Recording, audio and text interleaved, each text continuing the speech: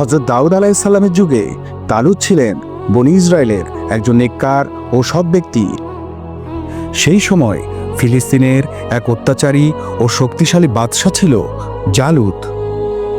জালুত যখন বনী ইসরায়েলের উপর আক্রমণ চালায় তখন তালুত তার বাহিনী নিয়ে তার মোকাবেলা করে। এই যুদ্ধে হযরত দাউদ আলাইহিস সালাম তালুতের পক্ষে অংশগ্রহণ করেন।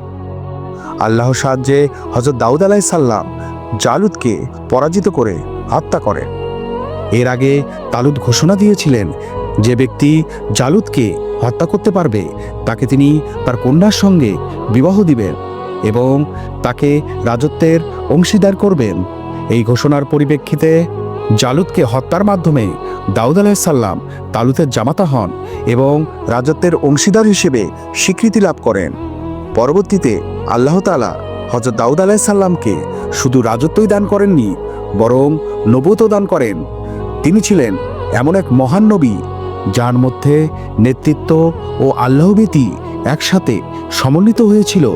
এই ঘটনা আমাদের শিক্ষা দেয়, আল্লাহ যাকে চান তাকেই তিনি সম্মান, ক্ষমতা ও দায়িত্ব দান করেন।